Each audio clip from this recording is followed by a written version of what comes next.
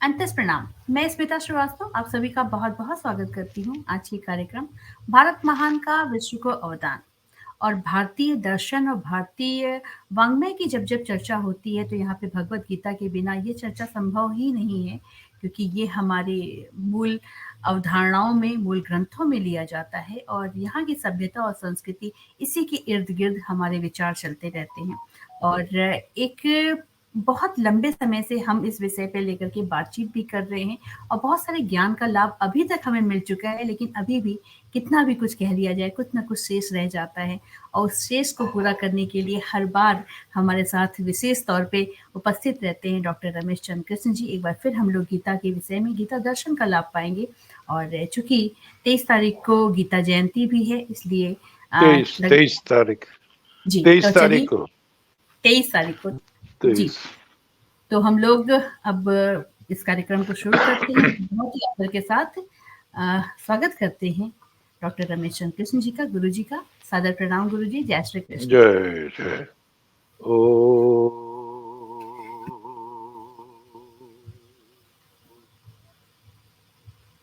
वेदाहं पुरुषं महान्तम्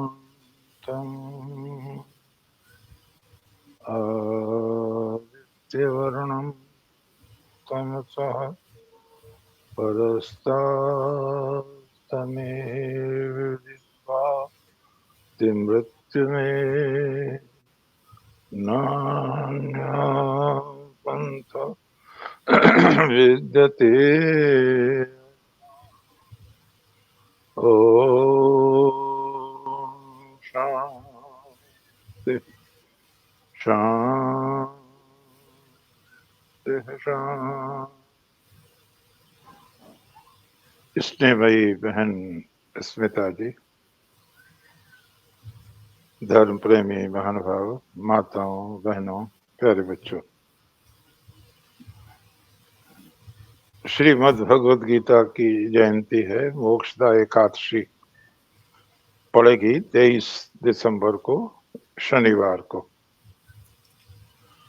लगभग अब तो सारे विश्व में गीता जयंती मनाई जाती है, क्योंकि इस्कॉन के माध्यम से और नारायण स्वामी संप्रदाय के माध्यम से, जिनके अक्षरधाम मंदिर हैं, आज सारे संसार में जहां भी हिंदू रहते हैं वहां गीता की जयंती मनाई जाती है। भगवान का जन्मदिन मनाया जाता है, बहुत प्रेम से मनाया जाता है और बहुत उच्च कोटि के स्तर पर मनाया जाता है। आज जैसे 2023 सन है, तो इसका मतलब है ईसा को पैदा हुए 2023वां साल चल रहा है। ईसा के पैदा होने से 3185 वर्ष पहले भगवान कृष्ण उत्पन्न हुए थे, अवतार हुआ था। और ईसा से 3101 वर्ष पहले कुरुक्षेत्र की पवित्र भूमि में भगवान श्री कृष्ण ने गीता का उपदेश दिया था। तो इसको हम इस तरह 3101 और 2023, तो 5124वां गीता उत्सव है। ये गणना बहुत बड़े महाभारत के विशेषज्ञ चिंतामणि विनायक वैद्य के अनुसार है। उन्होंने भगवान कृष्ण के सारे जीवन पर तिथियां प्रस्तुत की हैं, उन्हीं को मैंने भी लिया है। उनकी पुस्तक है, विश्व प्रसिद्ध पुस्तक है, महाभारत मीमांसा। यूं तो हमारा जो वाङ्मय है, हमारा जो मूल है, वेदो अखिलो धर्मूलम, वेद हैं, वेद 4 हैं। उन्हीं का विस्तार ब्राह्मण ग्रंथ है, उपनिषद है, और उपनिषदों का निचोड़ भगवद गीता कहा जाता है। सर्वोपनिषदो गावो दोग्धा गोपाल नंदनः पार्थो वत्सः सुधीर भोक्ता दुग्धम गीता अमृतम महत। वराह पुराण का श्लोक है ये। कहते हैं सब उपनिषदें यदि गौए हैं, दोग्धा गोपाल नंदनः, तो गोपाल नंदन भगवान कृष्ण उसके दूहने वाले हैं उन गौओं के। पार्थो वत्साहा, जब गाय दूध देती है तो बछड़ा या बछिया लगाया जाता है उसके स्तनों से। तो क्यों गीता का श्रवण हुआ, क्यों गीता का उपदेश हुआ, कौन प्रेरक बने, तो वो है अर्जुन। अर्जुन की स्थिति यहाँ बछड़े के रूप में दिखाई गई है। पार्थो वत्साह, सुधीर भोक्ता, सुधी माने अच्छी बुद्धि वाले, और जब धी में विसर्ग हट जाता है तो सुधीर हो जाता है।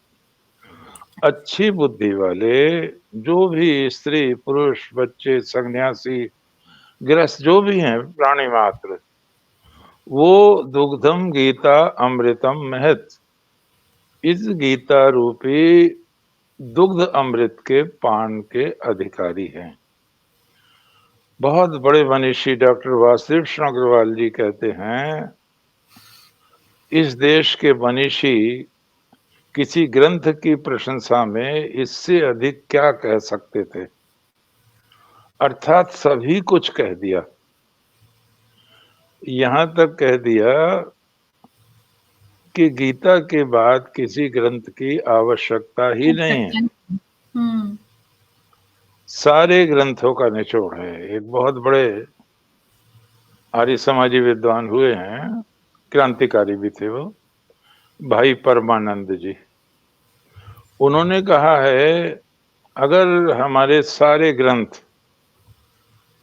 आज नष्ट भी हो जाएं तो केवल गीता बची रहे, तब भी वो संपूर्ण हिंदुत्व का प्रतिनिधित्व करने के लिए पर्याप्त है। ये बहुत बड़ा एप्रिसिएशन है, बहुत जितनी प्रशंसा की जाती है बहुत बड़ी बात है ये। एक आर्य समाजी विद्वान जब इस तरह की बात कहते हैं तो यहाँ पर कुछ विशेषताएं हैं जिनकी हम चर्चा करेंगे सामान्य रूप में। एक तो ये मैंने आपको भेज दिया है कि ये ग्रंथ क्यों इतना प्रसिद्ध है। केवल इसी ग्रंथ की जयंती मनाई जाती है, किसी भी ग्रंथ की जयंती नहीं मनाई जाती है। केवल और केवल भगवत गीता की ही जयंती मनाई जाती है और सारे संसार में मनाई जाती है। अभी मैं कहीं विदेश का देख रहा था तो 20,000 जिज्ञासु एक साथ गीता का पाठ कर रहे थे। बड़ा अच्छा लगा, संस्कृति का कैसा विकास हो रहा है, जगत गुरु के रूप में भारत पुनः प्रतिष्ठित हो रहा है। बड़ा अच्छा लगता है ये सब देखकर। यहाँ पे कुछ विशेषताएं हैं जो और ग्रंथों में नहीं है। जयदयाल गोविंदका जी बहुत बड़े साधक हैं, गीता के स्तंभ हैं गीता प्रेस गोरखपुर के। उन्होंने कहा है, कहते हैं वेद ब्रह्मा जी के मुख से निकले, मान्यता है ये, और ब्रह्मा जी भगवान के नाभि कमल से निकले। तो उन्होंने कहा अंतर हो गया दूर, लेकिन गीता तो साक्षात भगवान के श्रीमुख से ही निकली है, इसलिए गीता का महत्व और अधिक बढ़ जाता है। कुछ विशेषताएं हैं जिनके कारण गीता इतनी प्रसिद्ध है। उनमें से एक विशेषता ये है कि ईश्वर और जीव, नारायण और नर का प्रत्यक्ष संवाद है। संसार की किसी भी भाषा में, किसी भी धर्म ग्रंथ में लगातार इतनी अध्यात्म चर्चा आपको नहीं मिलेगी। डॉक्टर वासुदेव कृष्ण अग्रवाल जी ने लिखा है, आज विज्ञान का युग है, बहुत सी चीजें हैं जिन्हें हम मानना नहीं चाहते, लेकिन इतना मानने में तो कोई हर्ज नहीं है कि ईश्वर जैसी कोई सत्ता है और मानव अपनी जिज्ञासा शांत करने के लिए उनसे कुछ प्रश्न करता है, तो वो समाधान इससे सुंदर नहीं हो सकता जो भगवत गीता में दिया गया है।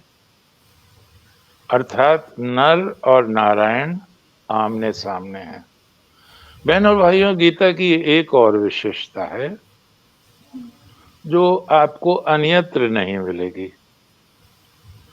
गीता के उपदेष्टा और श्रवणकर्ता के बीच बहुत स्निग्ध संबंध है, प्यार भरा संबंध है।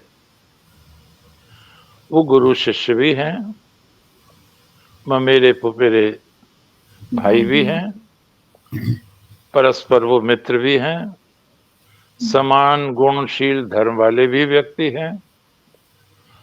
तो भगवान ने गीता में अर्जुन को इष्ट कहा है। युवराज कर्ण सिंह ने कहा है, मैं उनकी गीता की भूमिका पढ़ रहा था एक ग्रंथ में, समन्वय योग, रामचंद्र प्रधान ने लिखी, बड़ी अच्छी किताब लगी मुझे वो।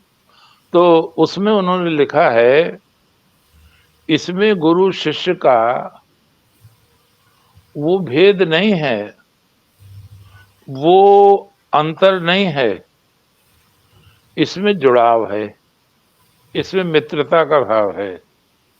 और युवराज कर्ण सिंह बड़े विद्वान है, युवराज कर्ण सिंह बहुत विद्वान है, दर्शन के अच्छे विद्वान है। और युवराज कर्ण सिंह कहते हैं, किसी भी दर्शन में भगवान ने भक्त को अपना इष्ट नहीं कहा। गीता की विशेषता है, इष्टोसी दृढ़मिति, तुम मेरे इष्ट हो। और इष्ट का जहां बहुत अर्थ हैं, और इष्ट का एक अर्थ भी ये भी है, तुम मेरे सबसे प्यारे व्यक्ति हो। तो इसमें परमात्मा का अर्थात नारायण का नर का संवाद है। अर्जुन का अर्थ है ऋजु बुद्धि वाला। आप वेद पढ़ें, उपनिषद पढ़ें, महाभारत पढ़ें, तो एक शिक्षा आपको मिलेगी सब जगह कि ऋजुता ही अमृत है, सरलता अमृत है, कुटिलता मृत्यु है। हम कुटिल ना बने, हम चालाक ना बने, हम बेईमान ना बने। स्वामी विवेकानंद कहते थे, चालाकी से कोई बड़ा काम नहीं होता है, बुरी बात है। चालाक नहीं बनना है, बेईमान नहीं बनना है, शॉर्टकट से नहीं जाना है। ऋजु बनो, सरल बनो। सरलता ही अमृत है, सरलता ही परमात्मा को प्राप्त करने का साधन है। एक हमारे मित्र थे, वो कहते थे कि लोग कहते हैं कि सबसे प्यारा मंत्र यजुर्वेद का गायत्री मंत्र है, ओम भूर्भुवः स्वः तत्सवितुर्वरेण्यं भर्गो देवस्य धीमहि धियो यो नः प्रचोदयात्। लेकिन वो कहते थे कि दयानंद जी को इससे भी ज्यादा मंत्र प्यारा था, ओम विश्वानि देव सवितर दुरितानि परासु यद भद्रम तन्न आसु। विश्वानि देव सविता, हे सविता देव प्रकाशमान परमात्मा, दुरितानि परासु, हमारे बुरे संकल्पों को, बुरे विचारों को, दुर्गुणों को हमसे दूर कीजिए। और यद भद्रम, जो कल्याणकारी गुण कर्म स्वभाव हैं, प्रभु हमें प्राप्त कराइए। यशपाल आर्यबंधु नाम था उनका। वो कहते थे, पहले क्लीनिंग तो करो, पहले सफाई तो करो। परमात्मा कहाँ रहेगा? गंदे हृदय में तो नहीं रहेगा। कोई मेहमान आता है, कोई अतिथि आता है, घर को झाड़ा जाता है, बुहारा जाता है, उसकी साफ सुथराई आदि आदि की जाती है, तो वो कहते हैं परमात्मा के लिए पहले हृदय साफ करो। गायत्री मंत्र तो वहीं प्रतिष्ठित होगा जहां हृदय पवित्र होगा। एक कितना बड़ा आश्वासन भगवान ने दिया है, ईश्वराः सर्वभूतानां हृद्देशे अर्जुन तिष्ठति। अर्जुन, परमात्मा को ढूंढने कहाँ जाओगे? वो तो सबके हृदय में है, मनुष्य के, पशु के, पक्षी के, कीड़े के, मकोड़े के, वनस्पति के, सर्वत्र है वो। तो ईश्वराः सर्वभूतानां, वो हृदय में है। हृदय में ही देखो उसको, इधर उधर मत भागो। हृदय में है, उसका साक्षात्कार करो, हृदय को पवित्र बनाओ। हम ये सुनते हैं लोगों से कि जिन्हें ईश्वर प्राप्त करना है उसे क्या क्या छोड़ देना चाहिए। तो कुछ ऐसे लोग हैं जो कहते हैं नहीं, कोई भी कर्म नहीं करना चाहिए। पता नहीं, ऋषिकेश में कोई संत थे, वो यहाँ से कुछ लोग जाते थे उनके यहाँ, तो ये कहते थे, वो हमारे गुरुजी कहते हैं हम अक्रियावादी हैं, अक्रियवादी। मैंने कहा अक्रियवादी क्या होता है? बोले कोई क्रिया नहीं करते। मैंने तो संभव ही नहीं है, ये संभव नहीं है। हाँ। श्री भगवान मना कर रहे हैं, ना ही क्षणमपि जातु तिष्ठति अकर्म कृत। क्षण मात्र भी बिना कर्म के कोई नहीं रह सकता। तो मैंने कहा उनसे, क्या वो भोजन नहीं करते? वो दूध नहीं पीते क्या? चाय नहीं पीते? सांस नहीं लेते? पलक नीचे ऊंचे नहीं होते इनके? उठते गिरते नहीं क्या? ये सभी तो क्रियाएं हैं। ऐसा ढोंग नहीं पड़ना चाहिए, ऐसा ये ढोंग है, ऐसा नहीं करना चाहिए। इसका अर्थ क्या है? भगवान कहते हैं कर्म करो, शुभ कर्म करो, अशुभ कर्म मत करो, लेकिन उसमें आसक्ति मत रखो। अब नकल क्यों करता विद्यार्थी, कोई भी विद्यार्थी, और दुर्घटनाएं होती हैं, चोरी, छुरा मार दिया, ये कर दिया, वो कर दिया, और कुछ और कर दिया, ये सब क्यों करता है? वो कर्म नहीं है उस श्रेणी का, फल पूरा चाहता है वो। ये अपराध है। भगवान ने इतनी बढ़िया बात कही है, संसार में कमाल किया है, कर्मणि एव अधिकारः ते। तुम्हारा अधिकार कर्म करने में है, फल तुम्हारे अधिकार में नहीं है। हम उदाहरण लेते हैं, कैसे हमारे अधिकार में नहीं है फल। एक विद्यार्थी परीक्षा देता है, उसकी कॉपी जिन्हें कहाँ जाती है उसे भी पता नहीं कहाँ जाती है। तो जिसने निरीक्षण की ड्यूटी दी वो कोई और था, जहां उसकी परीक्षा वो केंद्र और था। अब जहां कॉपी जिसने गई है वो कोई और है जो नंबर दे रहा है। फिर वो कंसोलिडेट बनेगा, चढ़ेगा, अंकपत्र बनेंगे। तो कितने आदमियों का हाथ है, हम थोड़ी जा रहे हैं वहां, हमें क्या पता किसने कितने नंबर दिए। मैंने एक बार धीरे से एक बात कही थी, हालांकि मैं उसके लिए क्षमा प्रार्थी भी हूँ, ऐसा नहीं कहना चाहिए था मुझे। कोई सेंटर था, मुझे लगा लड़कियों का था शायद, पता तो नहीं चला था, लेकिन बहुत अच्छे प्रश्न के उत्तर दिए थे। इतिहास का प्रश्न पत्र था। मैंने उसमें कई बच्चों को, बच्चे या बच्चियां तो मैं नहीं जानता, प्रथम श्रेणी के नंबर दिए मैंने उनको। फिर मुझे ध्यान आया, मैंने कि और लोग भी हैं, 7, 8, 9 लोग जांच रहे हैं। हाँ, आपने मैं बताया। औरों से भी पूछ लूं, उन्होंने भी दिए हैं क्या प्रथम श्रेणी के नंबर? मैंने एक से पूछा, उन्होंने मना कर दिया। दूसरे से पूछा, बोले नहीं ऐसी तो कोई कॉपी अभी आई नहीं है। बहनों भाइयों, फिर मैंने नहीं पूछा, जांचने लगा मैं। एक बड़े अच्छे व्यक्ति थे, गुप्ता जी थे, अध्यापक। उन्होंने कहा भाई साहब आपने दिए हैं क्या? मैंने कहा मैंने इसीलिए पूछा। मैं कई बच्चों को दे चुका प्रथम श्रेणी के अंक। हम्म, तो उनमें से एक बोले वो नकल हो सकती है। मैंने कहा ये तुम्हारा दायित्व नहीं है, नकल पकड़ने वाला तो और था वहां, तुम कैसे कहोगे नकल है? क्रेम भी तो कर लेते हैं, रट लेते हैं, रट के लिख दिया उसने, तुम कैसे काट दोगे उसके उत्तर? उत्तर सही है, उस पर नंबर दो, ये तुम्हारा अधिकार नहीं है कि नकल की है। कोई प्रमाण थोड़ी है तुम्हारे पास इसका कि उसने नकल की है।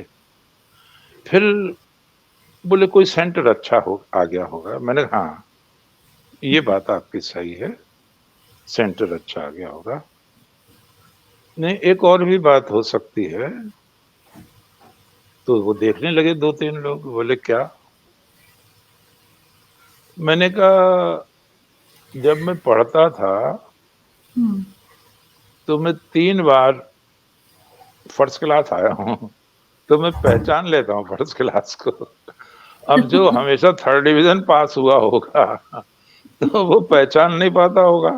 हालांकि ये मुझे चोट पहुंची उन्हें मेरे द्वारा, नहीं कहना चाहिए था मुझे, लेकिन है ये भी बात, जो अध्यापक थर्ड डिवीजन से आगे पढ़ा ही नहीं, उसे ऐसा लगता है कि तू क्यों दे रहा है प्रथम श्रेणी के नंबर।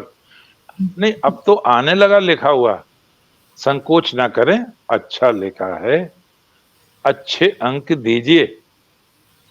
अब ये आता, अब तो बोर्ड के बच्चों को भी सीबीएसई की तरह मिलते हैं, 97-98 नंबर मिल रहे हैं बहुत आजकल। सारे नंबर हाँ, मिलते हैं। हाँ हाँ हाँ। क्योंकि पहले बोर्ड के बच्चे रह जाते थे जबकि ज्यादा काबिल होते थे, ये आ जाते थे 97-98% वाले। तो यहाँ पर श्री भगवान ने जो उपदेश दिया है वो बहुत सुंदर। आप कर्म करें, फल में आपका अधिकार नहीं है। कितने लोगों के हाथ से कोई चीज गुजरती है। सब चीजें नहीं थी पहले, हमें ज्यादा जिद नहीं करनी चाहिए। पहले जब हवन आदि होता था तो एक तो हर घर में अग्नि रखी जाती थी, गारेपत अग्नि, पारसियों में आज भी रहती है, 24 घंटे रहती है।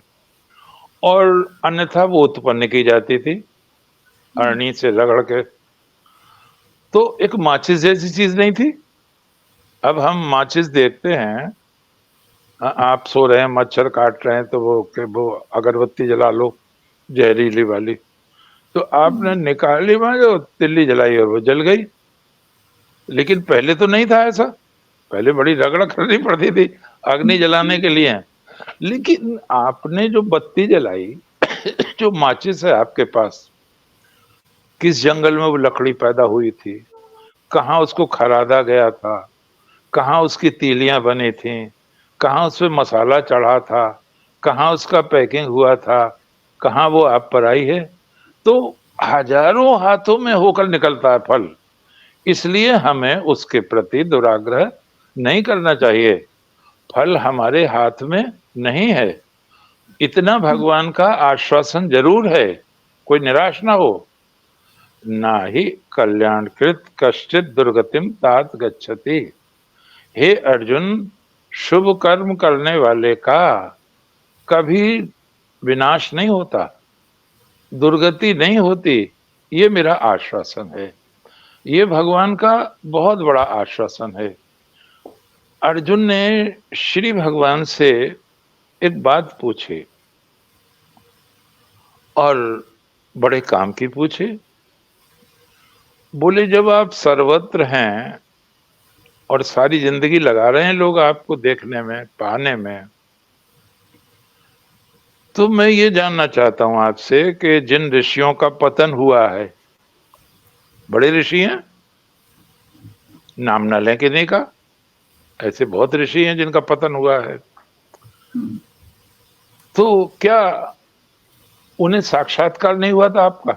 बड़ा बढ़िया प्रश्न है ये बहुत अच्छा प्रश्न है। क्या आपका साक्षात्कार नहीं हुआ था? कितना गंभीर प्रश्न है कि अगर ईश्वर का साक्षात्कार हो गया तो गलती नहीं करेगा फिर आदमी, हो ही नहीं सकती उससे गलती।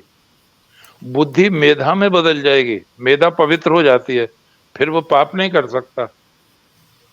तो भगवान ने इसका बहुत अच्छा उत्तर दिया। भगवान ने इसका उत्तर दिया, हे अर्जुन, जब व्यक्ति साधना करता है तो वो भोग छोड़ देता है। आपने भी देखा होगा, कुछ लोग सब्जी खाना छोड़ देते हैं, कुछ अन्न छोड़ देते हैं, फलों हम्म। पर आ जाते हैं, कुछ वो भी छोड़ देते हैं। तो भगवान ने कहा, बहुत सरल बात कही भगवान ने, विषया विनिर्वर्तन्ते निराहारस्य देहिनः। अर्जुन, जो शरीरधारी विषयों को छोड़ते हैं तो विषय तो छूट जाते हैं। देखो क्या कह रहे हैं भगवान, विषय तो छूट जाते हैं, लेकिन जो छूटना चाहिए वो रह जाता। जिससे अब अर्जुन विकास। बड़े चक्कर में पड़े कि हम्म। जो छूटना चाहिए वो क्या रह जाता प्रभु। तो भगवान कहते रस, रस वर्जम रसो अप्यस्य परम दृष्टा निवर्तते। रस माने चस्का, आसक्ति, चस्का। लगाव, भोगेच्छा, ये कब छूटती है? भगवान ने कहा परम दृष्टा निवर्तते। परम का साक्षात करने के बाद हमेशा के लिए छूट जाती है। एक बहुत अच्छी बात आई यहाँ पे, सबके काम की है। धर्म अंधविश्वास नहीं सिखाता कभी भी। कोई अंधविश्वास सिखाता है, कोई बेवकूफी की बात सिखाता है, उसका धर्म से कोई मतलब नहीं है। परमहंस जी रामकृष्ण के एक शिष्य थे, वो अध्यापक थे, ईश्वरचंद विद्यासागर के विद्यालय में पढ़ाते थे। तो परमहंस जी कहने लगे एक बार उनसे, मास्टर जी से, मास्टर ही कहते थे उनको, मास्टर मैं विद्यासागर जी को देखना चाहता हूँ।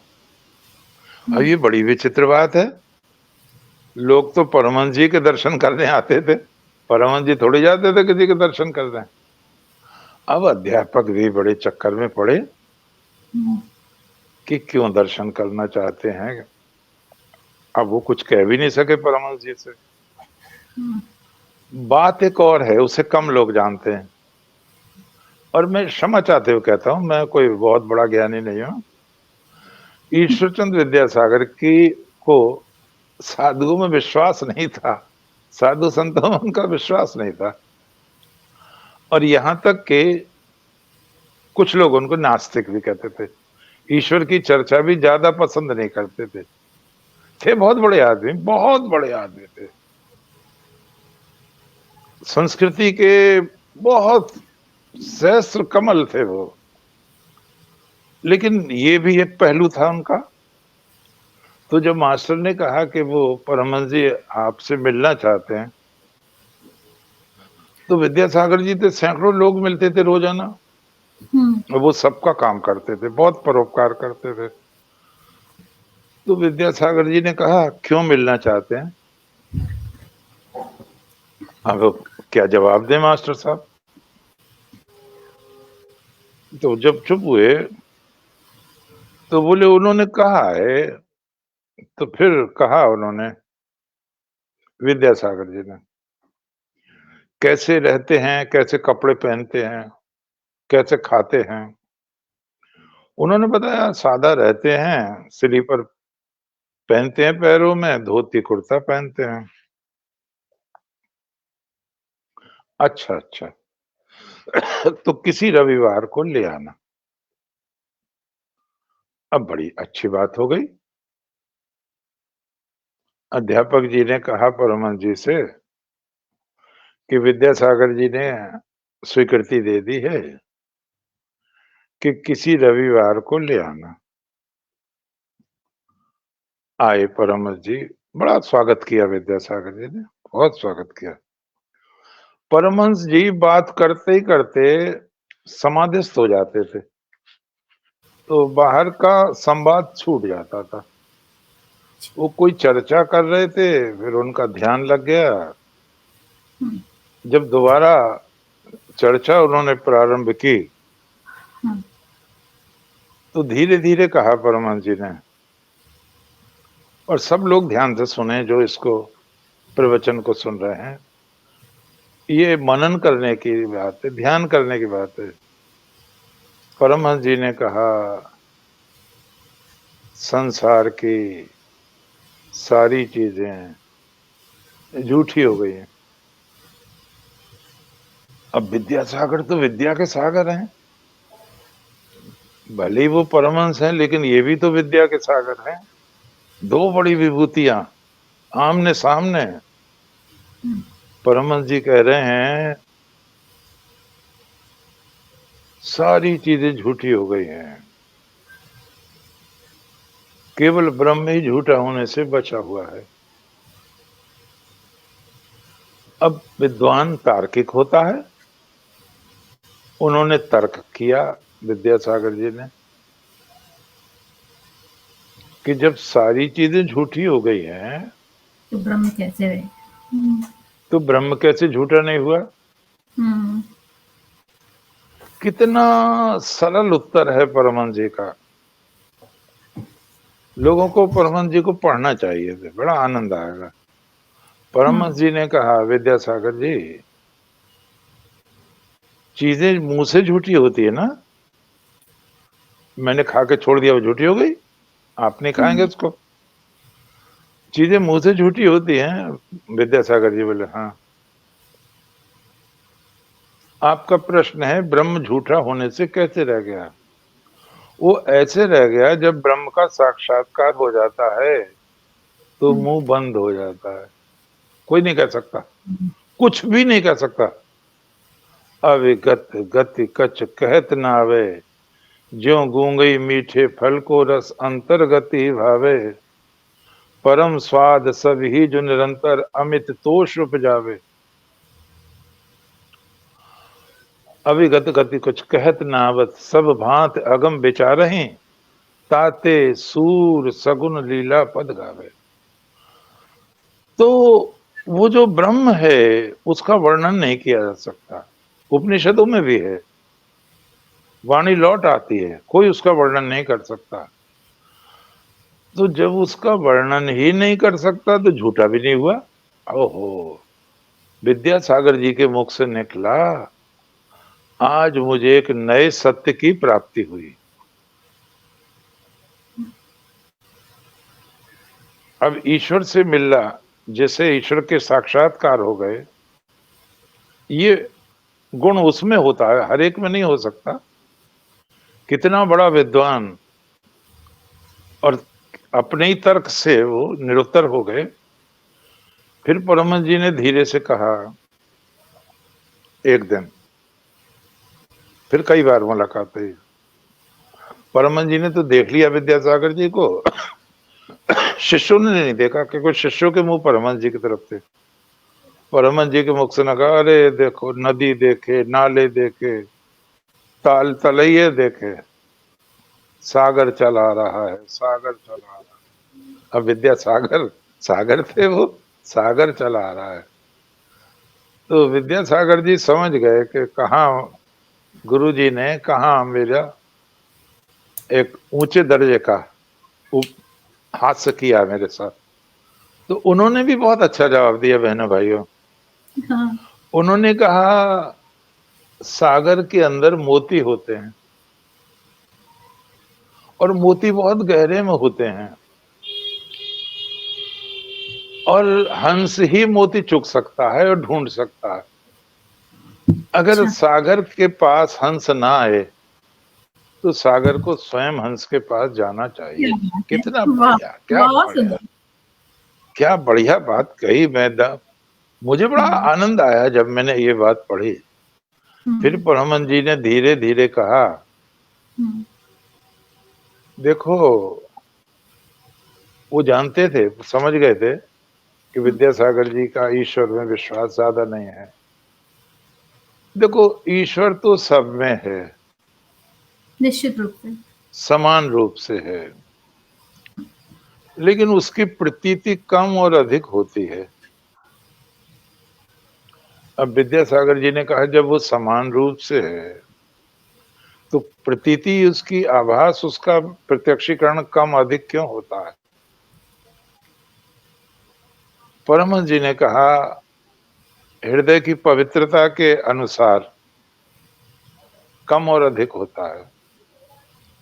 जितना जितना हृदय पवित्र होगा उतनी उतनी अनुभूति प्रगाढ़ होती जाएगी।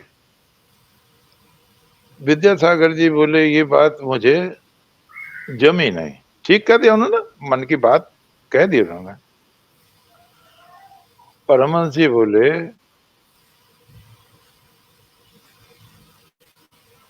मुझे देखने आते हैं लोग? बोले हाँ। मैं तो नहीं जाता किसी को देखने? बोले नहीं। लेकिन मैं तुम्हें देखने आया हूं, ये तो सत्य है? हाँ ये बात तो सत्य है। तो क्या तुम्हारे सिर में कोई सींग है जो मैं देखने आया हूं? तुम कोई निराले प्राणी हो जो तुम्हें देखने आया हूं? अरे तुम्हें देखने इसलिए आया हूं कि तुम्हारे अंदर ईश्वर का निवास है। तुम सब में ईश्वर को देखते हो।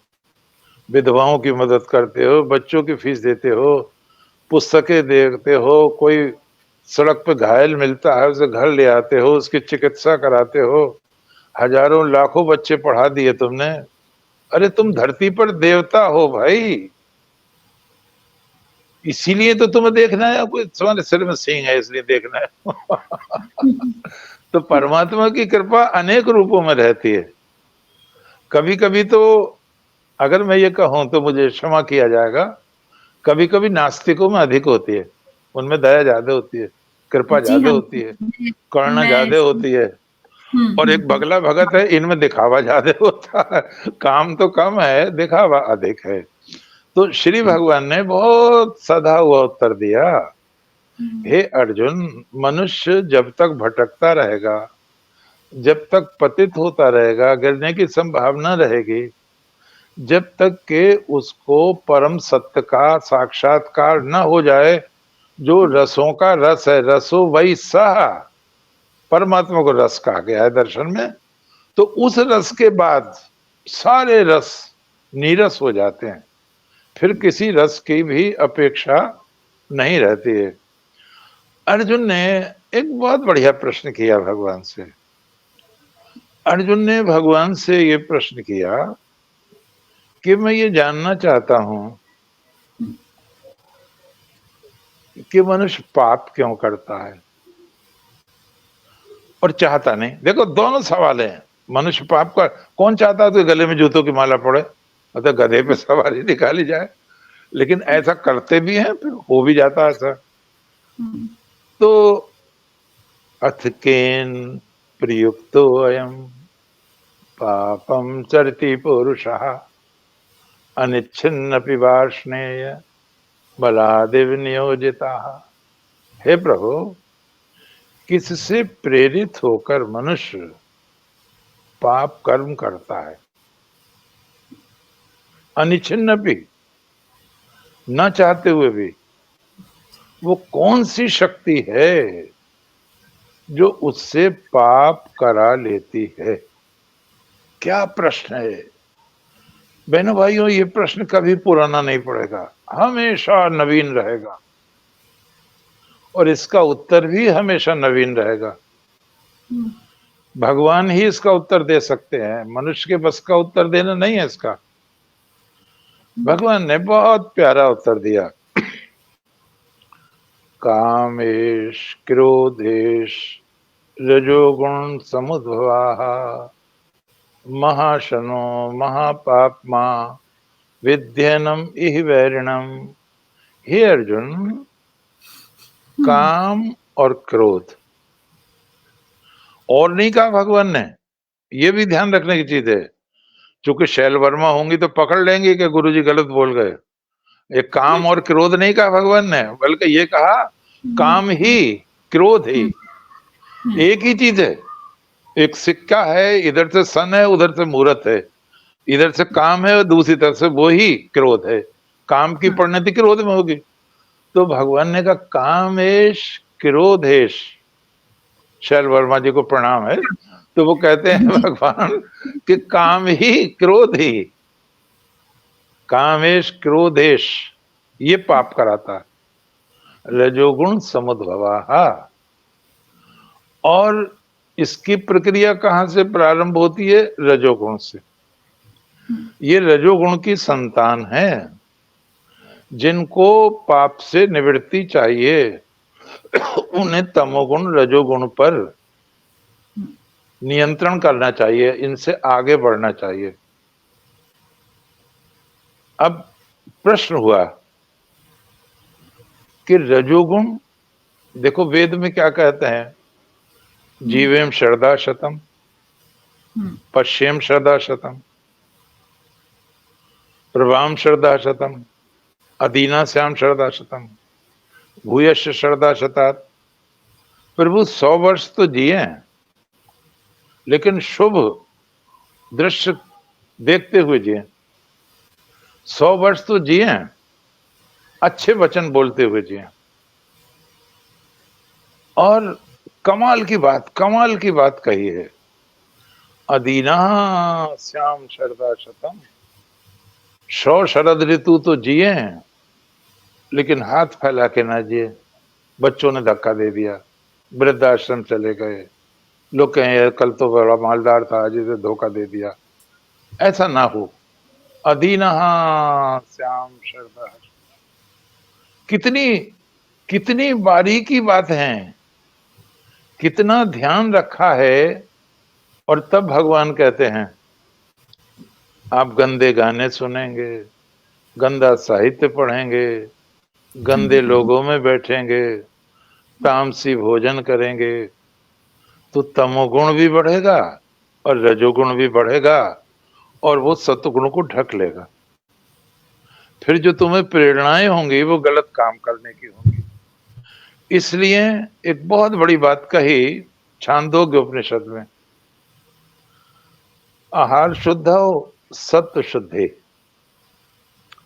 आहार शुद्ध होना चाहिए, तब अंतःकरण शुद्ध होगा।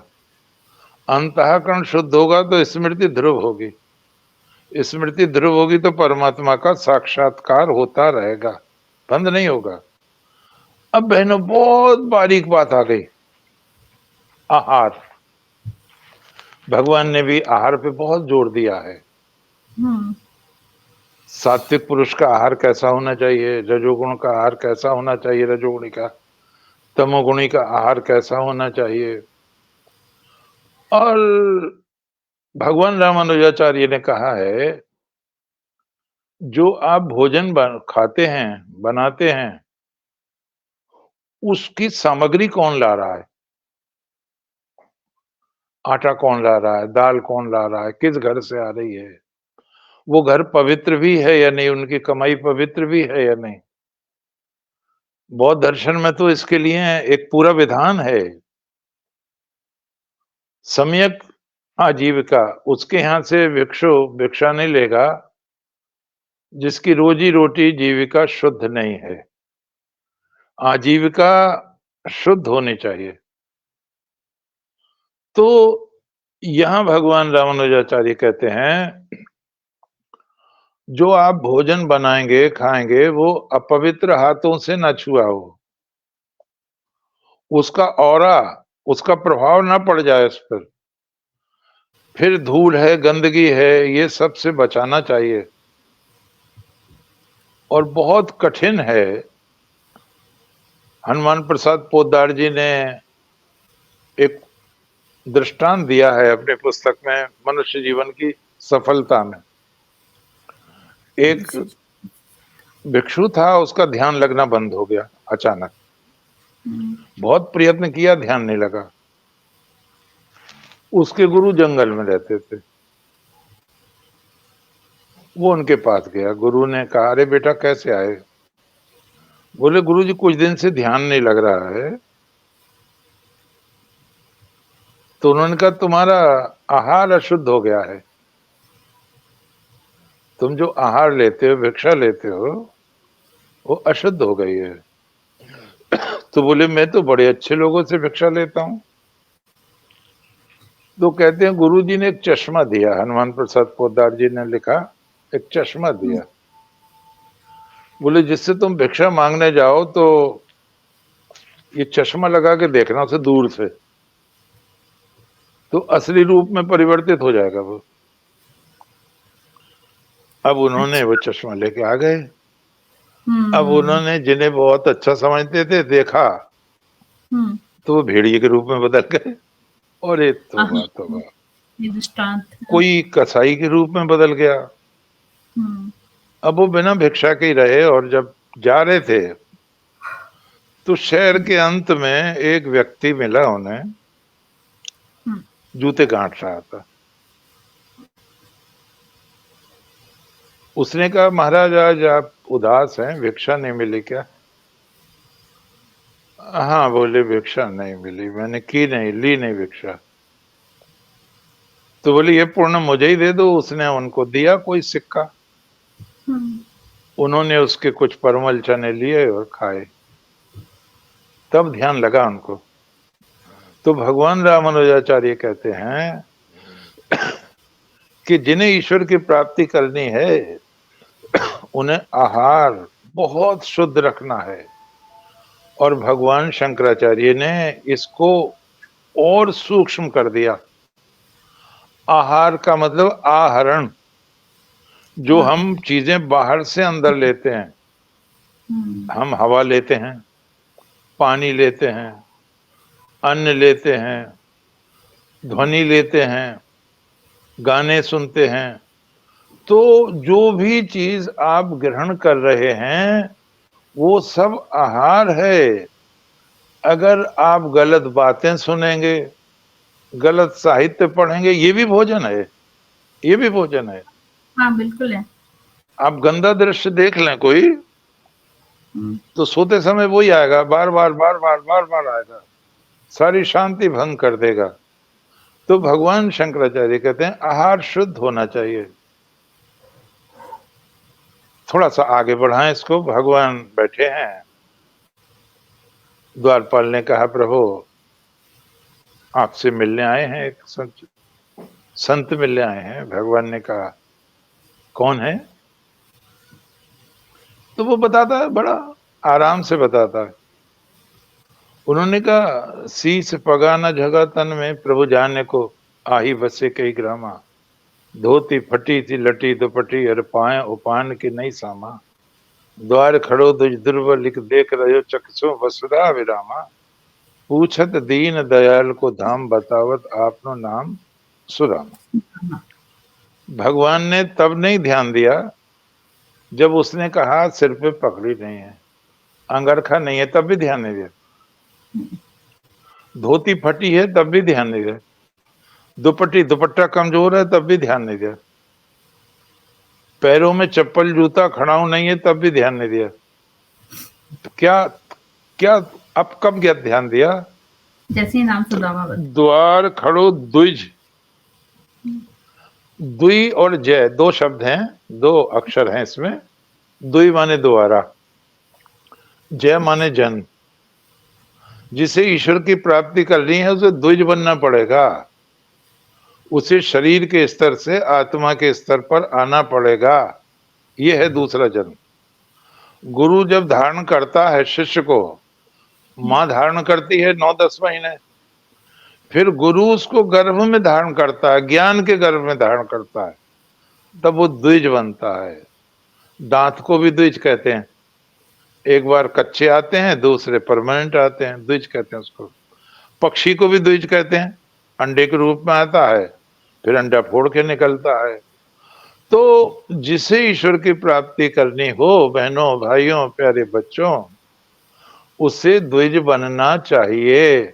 उसे शरीर स्तर से गर्मी सर्दी भूख प्यास मान अपमान इस कक्षा से ऊपर ऊपर ऊपर उतरते जाना चाहिए, चढ़ना चाहिए इसको। तो भगवान ने जब ये सुना, द्वार खड़ो द्विज, एकदम खड़े हो गए भगवान। अरे द्विज आया है, ज्ञान का जन्म हो गया है जिसका, वो आया है। और एकदम भगवान भाग छूटे, लिपट गए सुदामा जी से। बहुत स्वागत किया भगवान ने उनका। और नरोत्तम दास जी ने तो अमर कर दिया सुदामा जी को। इतना भागवत अमर नहीं कर पाई है और कोई ग्रंथ जितना नरोत्तम दास जी ने किया है। श्री भगवान उनके चरण धो रहे हैं, पानी रखा रह गया, आंसुओं से चरण धो रहे हैं।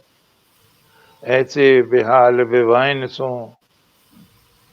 ऐसे बेहाल बेवाइन सो, पग कंटर जाल लगे पुन जोए, हाय महादुख पायो सखा, तुम आए इते न किते दिन खोए, देख सुदामा की दीन दशा, करुणा करके करना निधि रोए, पानी परात को हाथ छुओ नहीं, नैनन के जल सो पग धोए।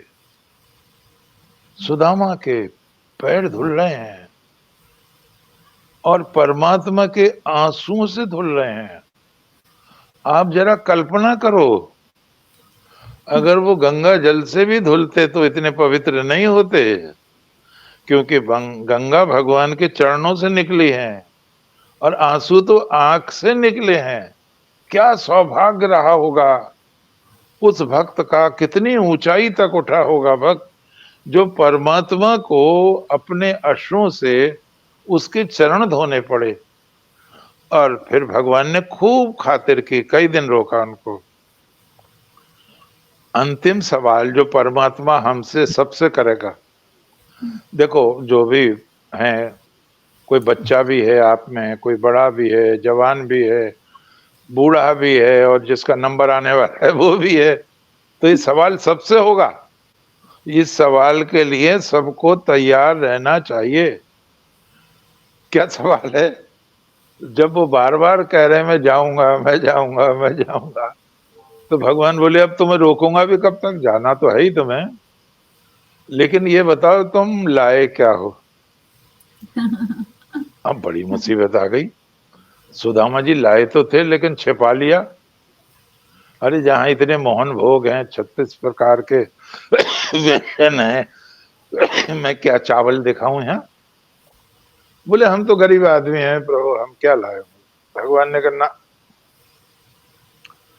तुम बचपन के चोर हो, तुम आज के चोर नहीं हो, तुम बचपन के चोर हो। तुमने चना गुरु मात दे खाए, हमें नहीं देने, तुमने वहां भी बेईमानी की थी। क्या बुढ़ापे में भी चोर हो तुम? बहुत बड़ा व्यंग है, बहुत बड़ा व्यंग है। आप जब बुढ़े हो गए हैं तो ताला कुंजी और ये बही खाता बच्चों को दो। अब इनकम टैक्स और सेल टैक्स से बचो मत, ये बुरी बात है। गंदे अखबार भी मत पढ़ो, गंदी बातें मत पढ़ो, गंदे लोगों की बात मत सुनो, मुंह से गंदा शब्द मत कहो। जब भी बोलो अनुदेक करम वाक्यम, ऐसा सुंदर वाक्य बोलो जो शीतल कर दे सुनने वाले को। सत्यम, लेकिन झूठ मत बोलो, सत्य बोलो। प्रियम, मीठा बनाकर बोलो। हितम, उसका कल्याण हो बोलो। और बिना बोले काम चले तो भगवान कहते मौन मौन रहो। ये वाणी का तप है।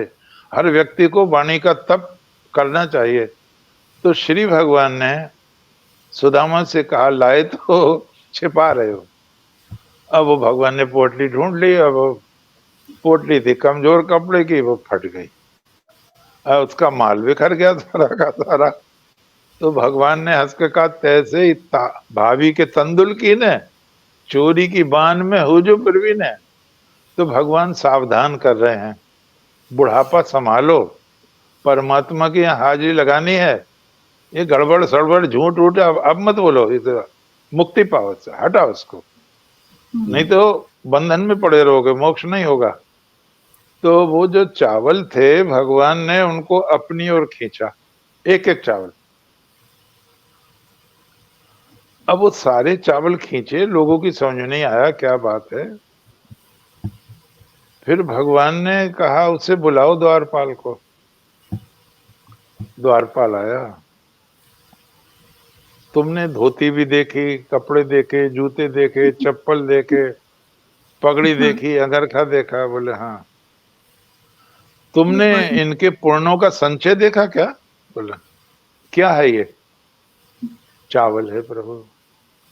चावल को बहनों भाइयों संस्कृत में अक्षत कहते हैं, अच्छा। जिसका नाश ना हो, और परमात्मा को अक्षर कहते हैं। और चावल श्वेत सत्वगुण का प्रतीक है, रजोगुण लाल रंग रजोगुण का प्रतीक है, तमोगुण काले का प्रतीक है, तमोगुण काला रंग तमोगुण का। अर्थात सुदामा भूखे रहे हैं, प्यासे रहे हैं, ये सब बात सही है, लेकिन सुदामा ने कभी भी समझौता नहीं किया है, कभी भी सत्य को नहीं छोड़ा है, कभी भी धर्म को नहीं छोड़ा है, और तब भगवान ने वो मुट्ठी चावल खा ली, दूसरी मुट्ठी भी खाई, तीसरी तो कांप उठी कमला के मोसो मनो को। अरे 3 लोग हैं, 2 दे दिए, हम कहाँ रहेंगे? तो श्री भगवान ने हंसते हुए कहा, ईश्वरा सर्वभूतानां हृदय से अर्जुन तिष्ठति। अरे भक्त के हृदय में रहेंगे और कहाँ रहेंगे? तो हम अपने कर्मों को इतना पवित्र बना लें कि भगवान उनका भोग लगा लें। और ये भगवान ने कहा है, मैंने तो कथा कही है, भगवान ने कहा है। भगवान ने क्या कहा है? 18वें अध्याय की बात है, स्वे स्वे कर्मण्यभिरताः संसिद्धिं लभते नराः। हे अर्जुन, तुम अपने अपने स्वाभाविक कर्मों को परमात्मा की उपासना मानते हुए संपन्न करो, इसी से तुम्हें ईश्वर की प्राप्ति हो जाएगी। हे अर्जुन, स्वकर्मणा तपवर्च सिद्धिं बंधति मानवः। लोग पुष्पों से पूजा करते हैं, व्यंजनों से पूजा करते हैं, तुम अपने कर्मों को ही पुष्प बनाकर मुझे अर्पित करो, मैं तुम्हें प्राप्त हो जाऊंगा। गीता का हम दर्शन पढ़े हैं, आहा कितना सुंदर दर्शन है। गीता आपको जीने की कला सिखाती है, गीता आपको परमात्मा की ओर ले जाती है, गीता आपको जंजालों से बचाती है, गीता आपको बहुत ज्यादा पढ़े लिखे लोगों से भी बचाती है। भगवान ने क्या कहा अर्जुन से? वेदवाद रतः पार्थ नान्य दस्ती इति वादिनः। जो बहुत अधिक अध्ययन करते हैं वो जंजाल में फंस जाते हैं, और श्रुति विप्रति विपन्ना, जब इस सुनने से तुम्हारी बुद्धि अविचल रूप से स्थित हो जाएगी, तब तुम सत्य को ग्रहण करने योग्य बनोगे। इसीलिए जब मंदिर में जाते हैं तो जूते बाहर उतार जाते हैं, नंगे सिर जाते, अर्थात न घमंड रहे और न ऐश्वर्य रहे, विनम्र होकर परमात्मा के यहाँ जाएं। एक चीज की और बस बात करके आज प्रवचन को विराम देते हैं। भगवान ने एक बात पूछी अर्जुन से, उन्होंने कहा, अर्जुन तुम क्या ये समझते हो कि कोई भी कर्म ऐसा है जो दोष से परिपूर्ण नहीं है? क्यों कहा भगवान ने? ध्यान देने की चीज है। एक दुकानदार का बेटा कहे नहीं मैं दुकान नहीं करता, ये अच्छा काम नहीं है। एक ब्राह्मण का बेटा कहे मैं ये काम नहीं करता। एक सैनिक कहे नहीं साहब मैं तो सेना में भर्ती हो गया, मैं इसको नहीं करूंगा। नहीं, भगवान ने क्या कहा? स्वकर्मणा तवर्च, तुम अपने कर्म को पूजा बनाकर करो, और स्वधर्मे निधनम श्रेयः, तुम क्षत्रिय हो, क्षत्रिय को युद्ध करना चाहिए, और अगर तुम युद्ध नहीं करोगे तो पाप बढ़ता चला जाएगा, सज्जनों का जीना दूभर हो जाएगा। और ये भी एक ध्यान देने की चीज है, जो गीता पढ़े उन्हें ये ध्यान रखना चाहिए कि पापियों को फलने फूलने में धर्मात्मा लोग ज्यादा मदद करते हैं। आप कहेंगे ये कैसी बात कह रहे हैं? मैं अपनी बात नहीं कर रहा, मैं भगवान की बात कर रहा हूँ, मैं भगवान की बात कर रहा हूँ। भगवान ने कहा तुम दुर्योधन को मारना चाहते हो, तुम बलात्कारियों को मारना चाहते हो, जो स्त्रियों का चीरहरण करते हैं उन्हें मारना चाहते हो, तुम जुआरियों को मारना चाहते हो, तुम आग में जलाने वालों को मारना चाहते हो। अर्जुन ने कहा भगवान इसीलिए तो आए हैं युद्ध में, अधर्मियों को मारने के लिए, और आपका भी यही लक्ष्य है। यदा यदा ही धर्मस्य ग्लानिर्भवति भारत अभ्युत्थानम अधर्मस्य तदात्मानं सृजाम्यहम् परित्राणाय साधूनां विनाशाय च दुष्कृताम् धर्म संस्थापनार्थाय संभवामि युगे युगे। तब तुम ये समझो अर्जुन, ये दुर्योधन जो पाप का वृक्ष बन गया है और इसकी मूल जो धृतराष्ट्र है और दुशासन आदि जो इसके तने और पत्ते हैं, इस वृक्ष को इतना बड़ा किसने करा? ये है कृष्ण का चिंतन। किसने करा इस वृक्ष को? इतना बड़ा पाप का वृक्ष कैसे हो गया? महाभारत में स्पष्ट कहा है कि दुर्योधन पाप का वृक्ष है, धृतराष्ट्र उसके मूल हैं, दुशासन उसकी शाखा है, बाकी लोग उसके तने हैं, और युधिष्ठिर को धर्म का वृक्ष कहा है, भगवान को और ब्राह्मणों को वृक्ष का मूल कहा है, अर्जुन आदि को तना कहा है, बाकी को शाखाएं कहा है।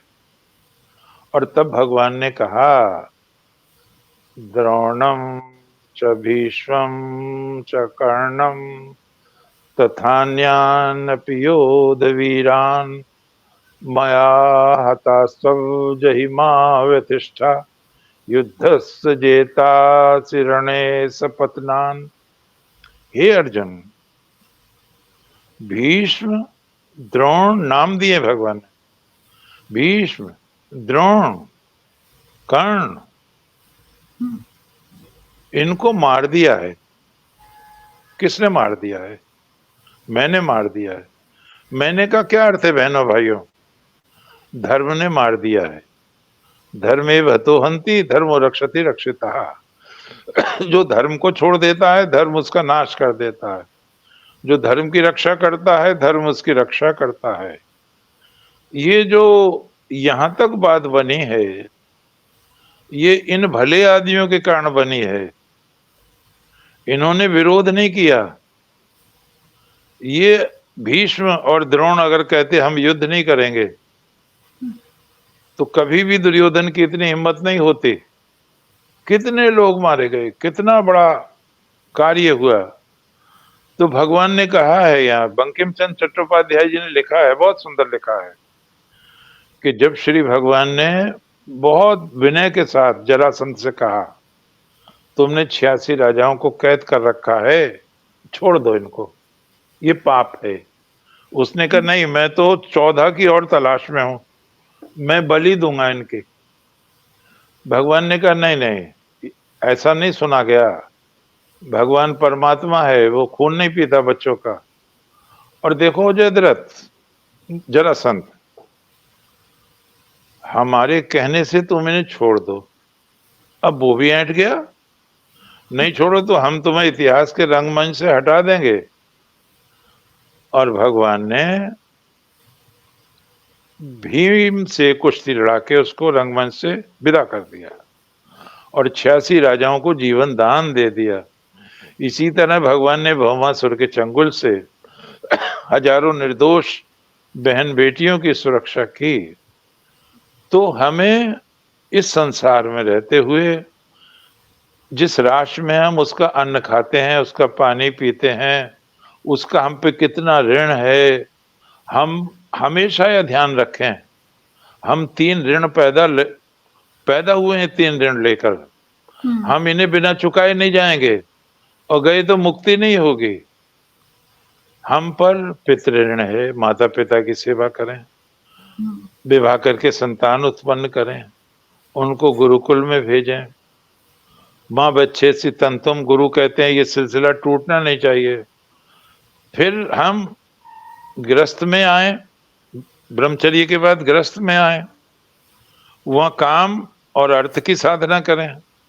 फिर वानप्रस्थ में आए और उसको हम ऋषि ऋण से उऋण हो, देव ऋण से उऋण हो, जनेऊ में यही 3 धागे हैं।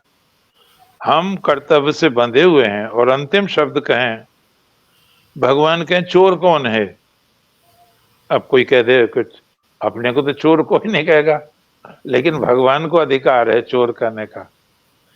भगवान कहते हैं वो चोर है जो परमात्मा से लेता है, देवताओं से लेता है, लौटाता नहीं। शिष्टाशिना संतो मुच्यंत सर्व किल विषयी भुंजते ते तुघम पापा ये पचंत्यात्म कारणात्। वो पवित्र है, वो संत है, वो महात्मा है, वो अवतार है, वो परमात्मा है जो गरीबों के मुंह में रोटी का टुकड़ा देता है, विधवाओं के आंसू पहुंचता है, अपने चारों ओर के जीवन को संभालता है और परमात्मा से कहता है न तो हम कामाय राज्यम, मैं राज्य नहीं चाहता, न स्वर्गम, मैं स्वर्ग भी नहीं चाहता, न तो हम कामाय राज्यम न स्वर्गम, न अपुनर्भवम, मैं मोक्ष भी नहीं चाहता, कामाय दुख तप्ता नाम प्राणी नाम आर्तिनाशनम, मैं चाहता हूं सबका दुख मुझे मिल जाए। सर्वे भवन्तु सुखिनः सर्वे सन्तु निरामया सर्वे भद्राणि पश्यन्तु मां कश्चित् दुख भाग भवेत्। भगवान करे भगवान गीतेश की कृपा उतरे, गीता घर घर में पूजित हो। मुझे सबसे बड़ा दुख है कि गीता को ब्राह्मण मानते हैं, पाठ करते हैं, वैश्य मानते हैं, कायस्थ मानते हैं, दूसरे लोग मानते हैं, लेकिन जो यादव हैं, जो मुख्यमंत्री रहे हैं, बड़े बड़े पदों पर रहे हैं, मैंने कभी नहीं सुना कि उन्होंने कभी गीता जयंती मनाई हो, कभी जन्माष्टमी मनाई हो। ये तो सुना कि सेपई में बंडेले संडेलों के गाने हुए, नाच गाने हुए। ऐसा क्यों कर रहे हो? या तो तुम कहो हम कृष्ण के वंशज नहीं हैं। अगर तुम कृष्ण के वंशज हो तो तुम उसका सबूत दो। श्रीमंत विश्व अमृतस्य पुत्रा, तुम अमृत के पुत्र हो, तुम पापियों के पुत्र नहीं हो। हम अपने को कृष्ण की संतान, ऋषि की संतान सिद्ध करें। बहुत बहुत धन्यवाद सभी को, बच्चों को बहुत बहुत प्यार। जय श्री कृष्ण। जय श्री कृष्ण और बहुत बहुत धन्यवाद गुरुजी आपको, क्योंकि आपके माध्यम से ही हमें ये सारे विषय को समझने का मौका मिल रहा है। आज हमारे पटल पे सबसे पहले और पहली बार शालिनी झा जी यहाँ पर उपस्थित रहीं। प्रणाम कह रही हैं आपको। प्रदीप श्रीवास्तव जी हैं, कीर्तन त्रिपाठी जी हैं और शिवांगी जी हैं। लेकिन कोई प्रश्न नहीं है, तो मैं चाहूंगी कि अगर आप लोग मुझे सुन रहे हैं तो कृपया इस कार्यक्रम को आप लोग लाइक कमेंट तो करिए ही करिए, लेकिन प्रश्न भी रखिए और शेयर करना मत भूलिए, क्योंकि ये बातें लोगों तक पहुंचाना भी हमारा दायित्व है। हम यहाँ पे प्रस्तुतिकरण कर रहे हैं और कुछ नए विषय लेकर के आते हैं और सोचते हैं या चाहते हैं कि आप तक ये पहुंचे, तो आप भी लोगों तक करने का कार्य कर सकते हैं। क्या चाहते हैं आप हमें कमेंट करके या मैसेज करके आप बताइए हमें, और फिर बहुत जल्दी मिलेंगे हम लोग। और इसी विषय पे गुरुजी अगला विषय क्या रहेगा आप बता दीजिए तो। हाँ, ये भगवत गीता ही रहेगा बहना। भगवत गीता भगवान का संदेश, भगवान का प्रसाद मानव जाति को। बहुत अच्छा विषय है ये। बिल्कुल बिल्कुल, इसको आगे बढ़ाएंगे। बचपन से मुझे शौक था, मुझे मेरी इच्छा थी और वो अब पूरी हो रही है, तो फिर मैं इस घड़ी इस पल को हाँ, 27 तारीख पड़ेगी बेटा जी, 27 तारीख पड़ेगा अगला बुध का, ठीक है, ईश्वर की कृपा से। अच्छा, बहुत ठीक है, फिर बहुत बहुत जल्दी मिलते हैं। विषय यही हाँ, रहेगा बिल्कुल और बिल्कुल। बताइए आप लोग कि क्या चाहते हैं, हम लोग करते हैं मिलजुल करके कुछ और अच्छा, कुछ और नया। तब तक के लिए सभी को जय श्री कृष्ण, अंतस प्रणाम। जय जय श्री कृष्ण। जय स्मिता जी की जय हो।